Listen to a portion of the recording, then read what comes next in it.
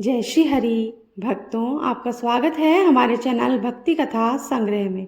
आज हम आपके सामने प्रस्तुत करने जा रहे हैं निर्जला एकादशी व्रत कथा।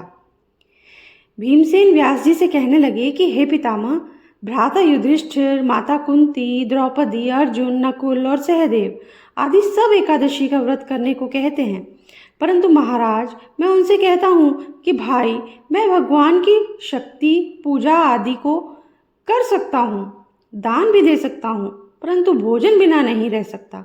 इस पर व्यास जी कहने लगे कि हे भीमसेन, यदि तुम नरक को बुरा और स्वर्ग को अच्छा समझते हो तो प्रति मास की दोनों एकादशियों को अन्न मत खाया करो। भीम कहने लगे कि हे पितामह, मैं तो पहले ही कह चुका हूँ कि मैं भूख सहन नहीं कर सकता। यदि वर्ष भर में कोई एक ही व्रत हो तो वह मैं रख सकता हूँ, क्योंकि मेरे पेट में व्रत नाम वाली अग्नि है, सो मैं भोजन किए बिना नहीं रह सकता। भोजन करने से वह शांत रहती है, इसलिए पूरा उपवास तो क्या, एक समय भी बिना भोजन किए रहना कठिन है। अतः आप मुझे कोई ऐसा व्रत बताइए जो वर्ष में केवल एक बार ही करना पड़े और मुझे स्वर्ग की प्राप्ति हो जाए। श्री व्यास जी कहने लगे कि हे पुत्र, बड़े बड़े ऋषियों ने बहुत शास्त्र आदि बनाए हैं जिनसे बिना धन के थोड़े परिश्रम से ही स्वर्ग की प्राप्ति हो सकती है। इसी प्रकार शास्त्रों में दोनों पक्षों की एकादशी का व्रत मुक्ति के लिए रखा जाता है। व्यास जी के वचन सुनकर भीमसेन नरक में जाने के नाम से भयभीत हो गए और कांप कर कहने लगे कि अब मैं क्या करूं? मास में 2 व्रत तो मैं कर नहीं सकता, हाँ वर्ष में 1 व्रत करने का प्रयत्न अवश्य कर सकता हूँ। अतः वर्ष में 1 दिन व्रत करने से यदि मेरी मुक्ति हो जाए तो ऐसा कोई व्रत बताइए। यह सुनकर व्यास जी कहने लगे कि वृषभ और मिथुन की संक्रांति के बीच ज्येष्ठ मास के शुक्ल पक्ष की जो एकादशी आती है उसका नाम निर्जला है। तुम उस एकादशी का व्रत करो। इस एकादशी के व्रत में स्नान और आचमन के सिवा जल वर्जित है।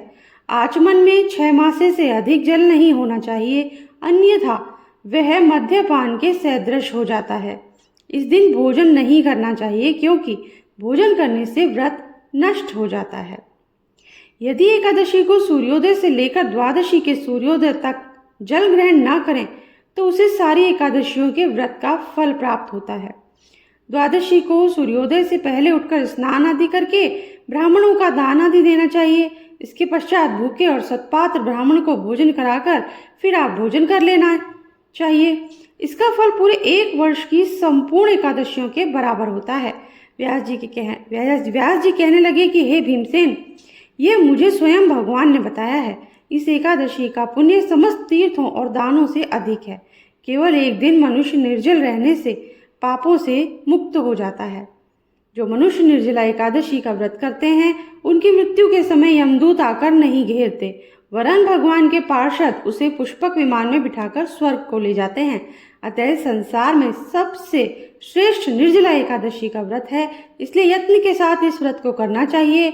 उस दिन ओम नमो भगवते वासुदेवाय मंत्र का उच्चारण करना चाहिए और गोदान करना चाहिए। इस प्रकार व्यास जी के आज्ञानुसार भीमसेन ने इस व्रत को किया, इसलिए इस एकादशी को भीमसेनी या पांडव एकादशी भी कहा जाता है। निर्जला व्रत करने से पूर्व भगवान से प्रार्थना करें कि हे भगवान, आज मैं निर्जला व्रत करता हूँ, दूसरे दिन भोजन करूँगा। मैं इस व्रत को श्रद्धापूर्वक करूँगा, अतः आपकी कृपा से मेरे सब पाप नष्ट हो जाएं। इस दिन जल से भरा हुआ एक घड़ा वस्त्र से ढककर स्वर्ण सहित दान करना चाहिए। जो मनुष्य इस व्रत को करते हैं उनको करोड़ पल सोने के दान का फल प्राप्त होता है, और जो इस दिन यज्ञादि करते हैं उनका फल तो वर्णन ही नहीं किया जा सकता। इस एकादशी के व्रत से मनुष्य विष्णु लोक को प्राप्त होता है। जो मनुष्य इस दिन अन्न खाते हैं वे चांडाल के समान हैं, वे अंत में नरक में जाते हैं। जिससे निर्जला एकादशी का व्रत किया है वह चाहे ब्रह्म हत्यारा हो, मद्यपान करता हो, चोरी की हो या गुरु के साथ द्वेष किया हो, मगर इस व्रत के प्रभाव से स्वर्ग को जाता है। हे कुंती पुत्र, जो पुरुष या स्त्री श्रद्धा पूर्वक इस व्रत को करते हैं उन्हें प्रथम भगवान का पूजन करना चाहिए, गोदान करना चाहिए, ब्राह्मणों को मिष्ठान और दक्षिणा देनी चाहिए और जल भरे कलश का दान अवश्य करना चाहिए। निर्जला के दिन अन्न, वस्त्र, उपाहन आदि का दान भी करना चाहिए। जो मनुष्य भक्ति पूर्वक इस कथा को पढ़ते हैं या सुनते हैं उन्हें निश्चय ही स्वर्ग की प्राप्ति होती है।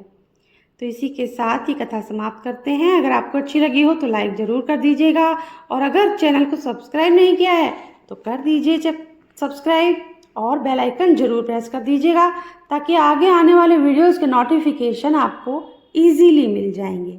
Thank you. जय श्री हरि।